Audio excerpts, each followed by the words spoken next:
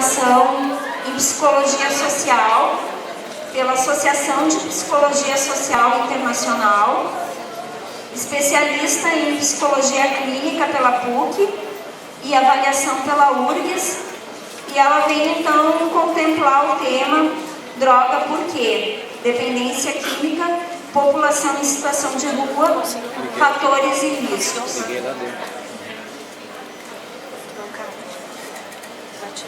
Bom dia a todos. Queria agradecer o convite, né? Acho que é um prazer e um desafio estar aqui, né? Reencontrando o Antônio, que já trabalhei, encontrando alguns colegas que estão hoje trabalhando aqui. Bom dia ao pessoal do Olhar TV, que também está nos acompanhando. E conversava agora com o Antônio, que eu subverti um pouco a nossa conversa hoje, assim, né? Me fizeram essa proposta de poder falar um pouco sobre a questão da drogadição na situação de rua, né? E um pouco da pergunta, assim, que começou a nossa conversa seria: onde entra a droga na situação de rua? Né? Então, nos conta um pouco do que tu já, né, pensou, o que tu já viu sobre isso. E a minha trajetória assim, profissional foi sempre com populações em situação de risco, em situação de vulnerabilidade. Trabalhei há algum tempo com pessoas de sofrimento psíquico, numa comunidade terapêutica, fiz acompanhamento terapêutico, porque eu acho que tem muitas coisas legais que podem contribuir com o trabalho do educador social. Trabalhei também com população adulta, num serviço de inserção na atividade produtiva, isso em Porto Alegre, né? E nos últimos anos estava trabalhando mais com criança e adolescente em situação de rua, né, do programa São Rua, lá de Porto Alegre, tem colegas aqui também hoje. E atualmente eu coordeno uma equipe que desenvolve atividades socioeducativas dentro dos CRAS de Porto Alegre, dentro do Centro Pop lá e dentro do Abrigo.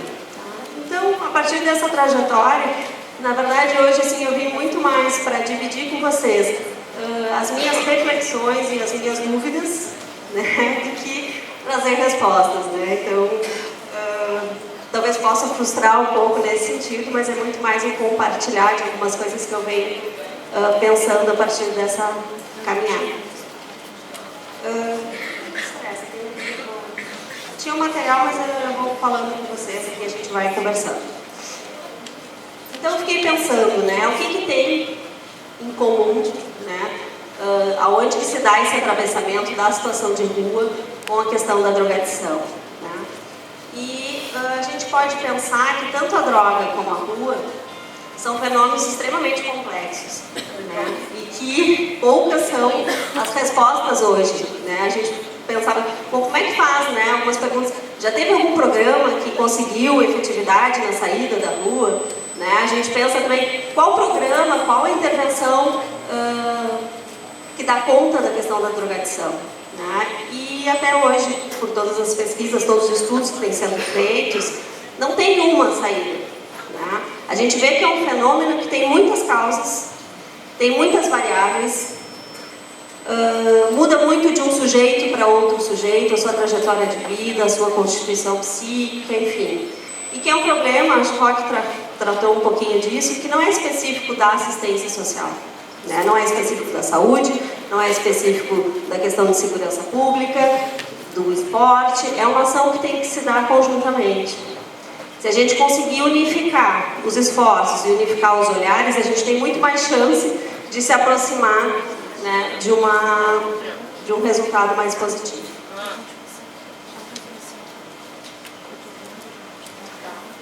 Acho que nesse momento, né, a gente está num cenário mais favorável do que um tempo atrás, né?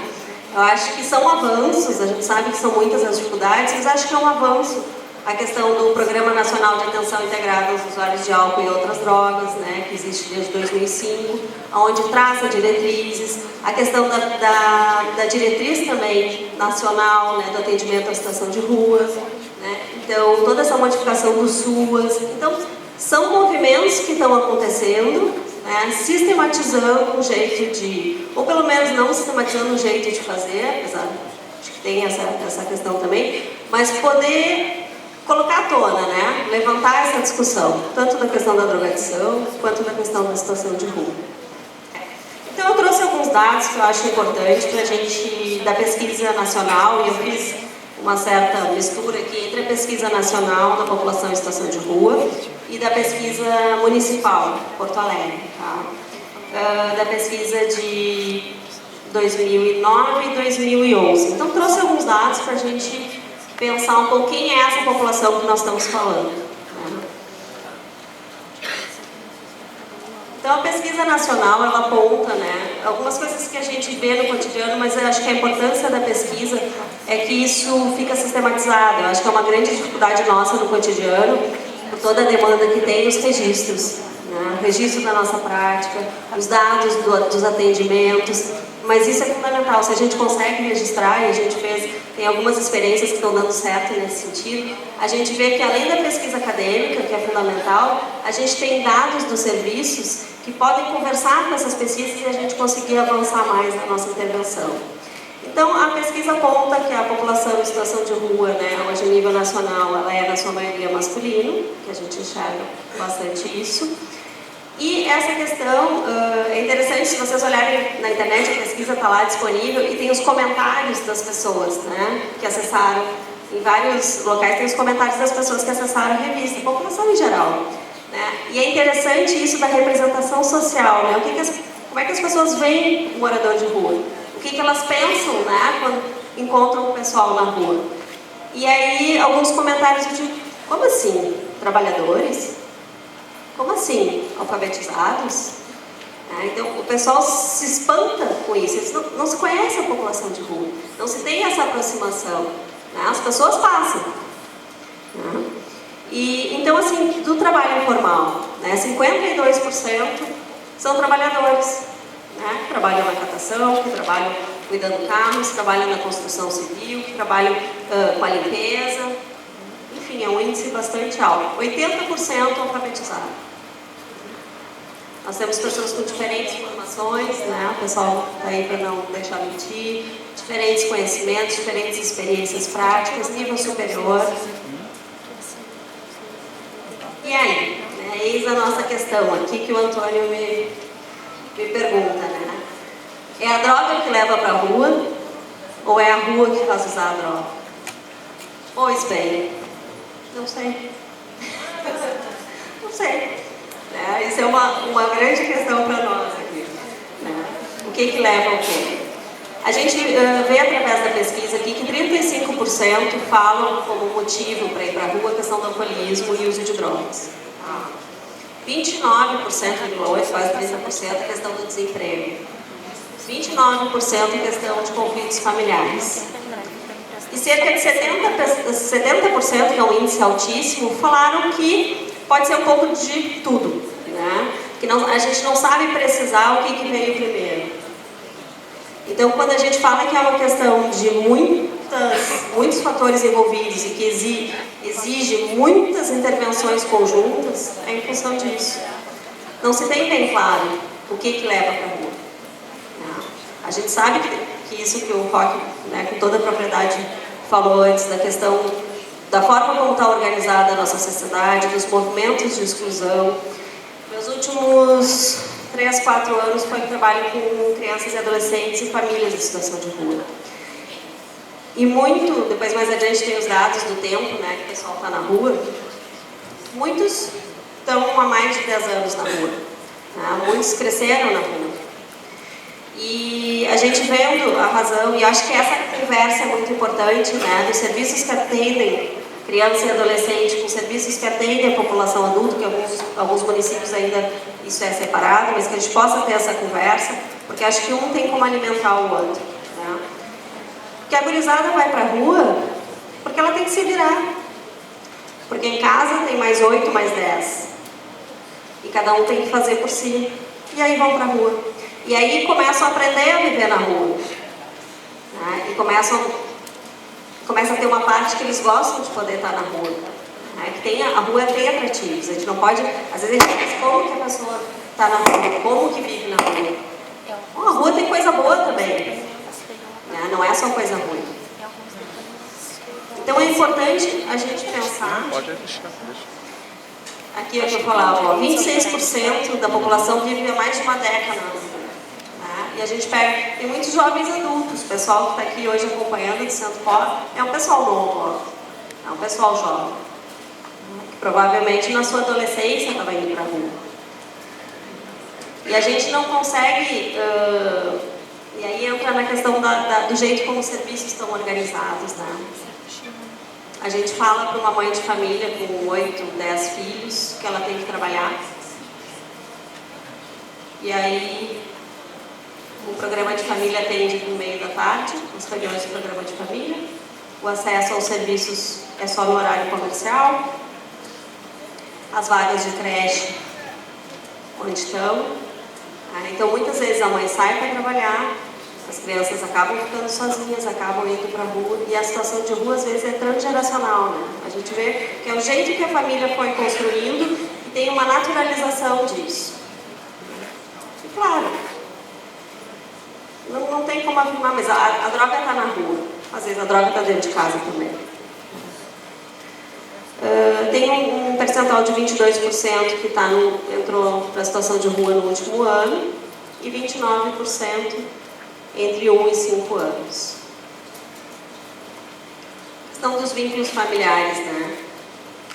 51,9% refere que teria algum parente, né, morando na mesma cidade. 40% desses, quase 52%, não tinham nenhum contato com a família. E alguns contatos frequentes, em torno de 34,3%. E poucos acompanhados de familiares, né? E aqui, claro que os dados da pesquisa assim, são relativos, mas são importantes para a gente olhar, que às vezes o percentual altera aquela relação, né? Acho que essa é uma pesquisa pontual, né? O pessoal também não vai se abrir assim diretamente na relação com o pesquisador, então tem as variações, né, desses índices. Mas 49,6% refere à questão da dependência química, a dependência do álcool, e a questão do problema nos dentes, que muitas vezes está relacionado com a questão do uso de substâncias, né? 41,4% a questão das dores do corpo, dores que não se consegue nomear, né? Dores em geral. E 33%, que é um índice bastante alto, também na questão do sofrimento psíquico. E aí, conseguir dizer o que vem primeiro, não sei se é possível responder. O que consome? 58% refere à questão do cigarro, 26% bebida alcoólica todos os dias, 29%, né, utiliza de vez em quando, 16,3% uso de medicamentos, xaropes, calmantes, analgésicos, enfim, 14,6% uso de maconha diária, e o crack 12,8% diariamente, 15% de vez em quando. São dados relativos, né? Mas nos dão uma ideia geral, né? A questão do álcool. E aí a gente tem que ter um cuidado quando a gente vai tratar a questão da drogadição, situação de rua, de não dizer, né? Acho que essas afirmações, essas certezas não cabem aqui, né? Todo mundo que mora na rua é usuário de drogas. Todo mundo que mora na rua é dependente. Todos que usam drogas e moram na rua são dependentes químicos.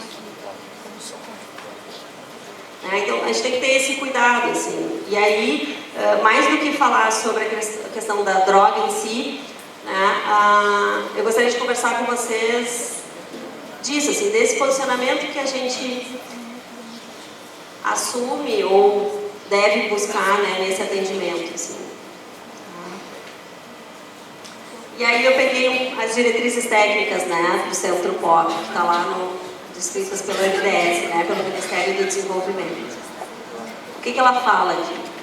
Os serviços e programas devem ser revestidos de uma atitude positiva, desvinculada de práticas higienistas e culpabilizadoras, para que a atenção ofertada não se torne mais um instrumento de discriminação.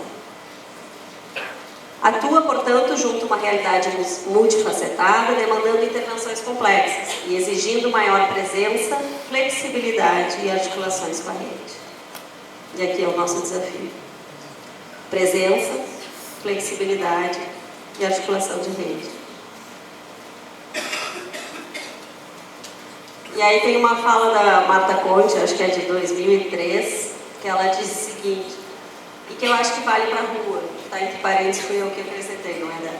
Do sujeito toxicômano e do sujeito em situação de rua, muito se fala, mas pouco se escuta. Como saber como intervir?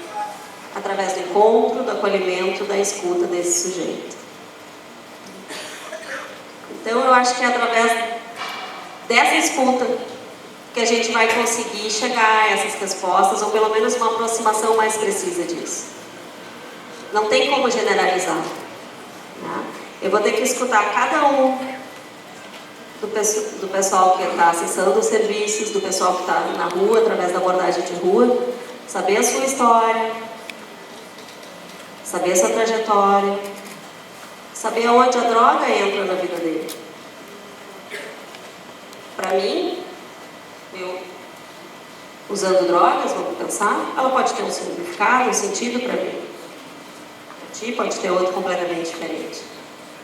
Então eu preciso conseguir escutar qual é o sentido que a droga tem na vida daquela pessoa. Ela foi fundamental para a sua ida para a rua? Ou ela é algo que faz ele suportar o estar na rua?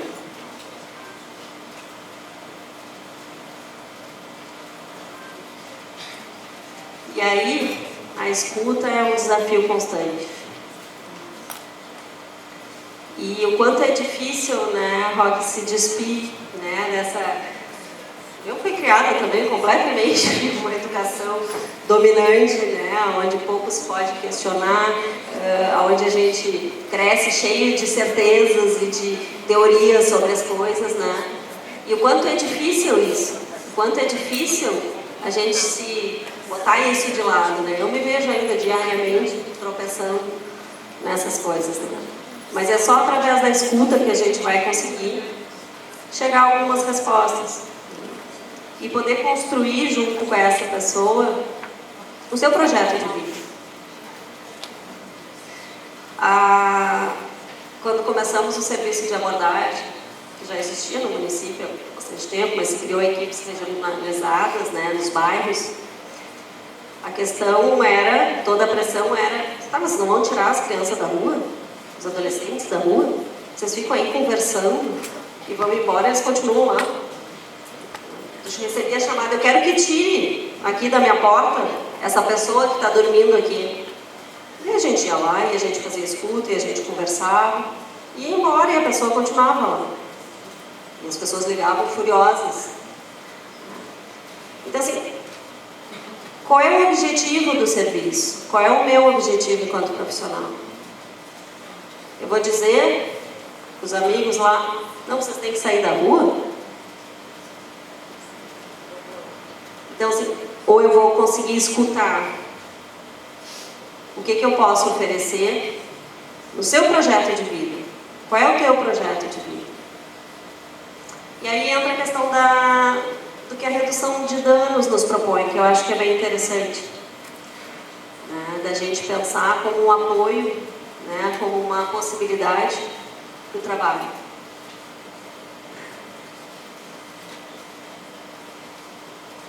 Eu acho que trabalha bastante com a questão da empatia, da capacidade empática, né? Essa questão de poder compreender a pessoa a partir do seu ponto de vista, não do meu. Porque é isso, escutar realmente é eu conseguir deixar de lado o que eu penso, as minhas certezas, o que eu entendo da situação de rua, o que eu entendo de drogadição, e poder escutar o outro. Não quer dizer que eu não vou argumentar, que eu não vou falar o que eu penso. Nós vamos construir a partir dessas duas visões.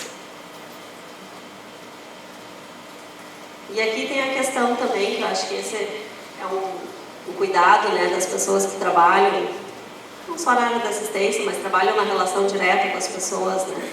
Que a comunicação, ela se dá no primeiro... Como é que a comunicação nasce, né? Lá na relação mãe-bebê, né? Ela é corporal, ela é de emoção, ela é de sentimento. Primeiro, vem antes da palavra.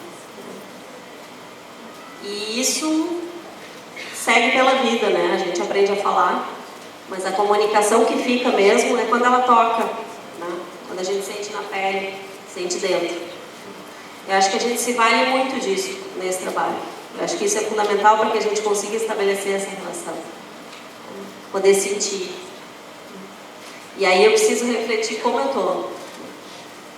estou para essa relação.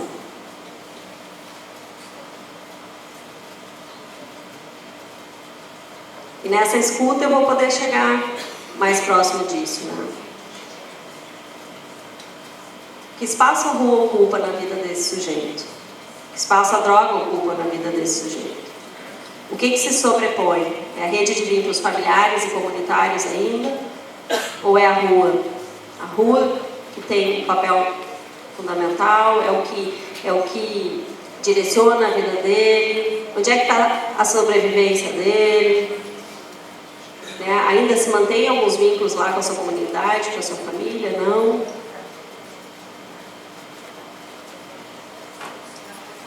E aí poder trabalhar nessa proposta, né, de acolhida, né, do sujeito, da história de vida, das suas formas de entender as coisas, da sua forma de ver a rua, de ver a droga, do seu desejo de talvez continuar na rua e no uso de drogas. E aí como eu vou formular o meu serviço, como eu vou oferecer o meu serviço. O que eu quero alcançar? A saída da rua, a abstinência total? Ou eu vou trabalhar com uma melhoria na qualidade de vida? Qual é o meu objetivo? É possível pensar num estar na rua com maior qualidade?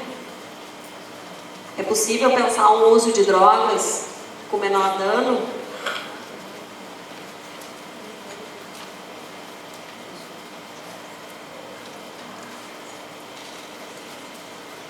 E aí, a questão do serviço, né? Às vezes se estabelece uma relação tão forte, né, com a rua, com o grupo da rua, com as coisas que existem na rua, com a droga, com a violência, enfim.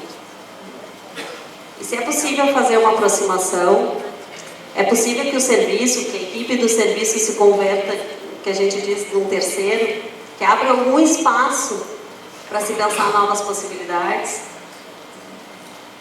É possível? É gradual, sistemático, são idas e vindas. É a presença, eu acho que mais que tudo é estar ali. Pelo menos as experiências que a gente vê dar certo é essa presença contínua. A gente teve um relato agora há pouco, né? De algo muito para além de uma pesquisa, mas de um ideal, uma intervenção que se fez contínua. E aí se vê os resultados, as experiências que a gente tem visto. Alguém perguntou, né, da situação de rua de criança e adolescente. Os resultados que se viu foi muito com base nessa relação que se constitui, né, de poder estar ali, presente e respeitar esse tempo do outro, né, que não é o meu tempo, que às vezes é doído, às vezes desanima, às vezes, que nem o Gerson falou lá, né, fica difícil de acreditar que é possível, né? A esperança, a gente também às vezes, né, baqueia um pouco nisso, né? Mas a gente segue em frente. Acho que é uma relação recíproca de, às vezes é a gente puxando, às vezes é a gente sendo puxado também. Então essa entrega, né, eu digo que é muito mais uma tarefa de coração, mas com consistência, com teoria, com estudo, né? Mas que mexe muito nessa questão do emocional, e eu acho que deve ser assim, né? E aí, isso que eu falava da esperança, né? Tem momentos que a gente se aproxima e não vê o desejo, né? Às vezes não tem nada pensado sobre o projeto de vida, tem pensado sobre o projeto de morte, sobre o projeto de destruição, né, de agressividade, uma lógica de exclusão. Acho que o que faz quando o sujeito, né, entra nesse processo de exclusão e que acaba ele mesmo, né, entrando na lógica da exclusão e assumindo esse papel, né, de se excluir também. E aí a gente fala disso, né, que nas situações de maior miséria subjetiva empresta-se nosso desejo para que o sujeito tenha que reconstruir sua existência, constituindo um campo de troca e reduzindo os danos consequentes da relação mortífera com a droga.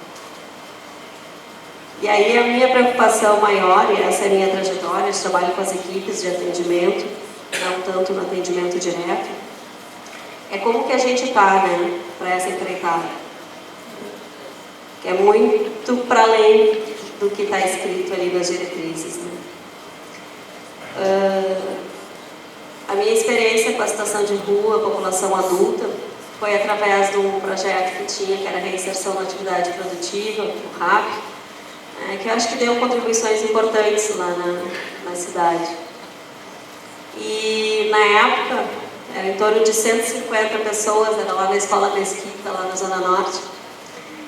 O pessoal estava junto com as famílias atendidas pelo PET, onde se faziam cursos, né, profissionalizantes. E a ideia era poder se construir, né, um espaço de economia solidária, um espaço de trabalho, de aprendizagem que desse continuidade àquele momento de formação, vamos dizer assim. E nesse período, que foram quase 12 meses, né, eles estavam lá não como moradores de rua, né, estavam lá como sujeitos num processo de aprendizagem. E isso era muito interessante, assim, né? O compromisso, né, o empenho, a solidariedade entre o grupo, de um ajudar o outro, né, nas atividades que tinha mais dificuldade, né, do grupo. Grupos se formaram ali de economia solidária. Por N razões depois, não pelo grupo, mas por outras forças, não foi possível levar adiante, né, por falta de investimento de outras ordens, não pelo grupo. Então, assim, a gente tem esboços de experiências que é possível fazer. O Antônio está ali, já passou por aqui. Então, na verdade, assim, é muito mais compartilhar com vocês as reflexões, né? Eu tenho muito mais perguntas do que respostas, né? Acredito muito que é possível a partir desse encontro, a partir dessa escuta. Eu acho que cada sujeito é um sujeito, né? A gente precisa entender de uma forma mais complexa possível, né? Romper com essa questão de que o sujeito está na rua porque ele quer estar na rua, não é isso. E de poder ajudar, poder construir com o grupo essa reflexão, criar esses espaços de reflexão. As respostas vão se dar dali, as saídas vão se dar dali. Mas quem está na rua vai conseguir nos dar muito subsídio para a gente poder pensar essas possibilidades, né? E claro que quando a gente fala sobre criança e adolescente, enquanto é mais difícil manter algumas coisas, porque quando a gente fala de escolha ou de capacidade crítica, de reflexão, fica mais atordoante se vê cotidianamente tendo que tomar a frente muito mais, né, do que com a população adulta. Mas acho que fica até com uma continuidade, assim, né, poder refletir, assim, como cada um de nós, trabalhadores, né, da área da assistência, da área da saúde, a gente está para esse encontro, assim, na verdade era isso que eu queria deixar como questão para o grupo.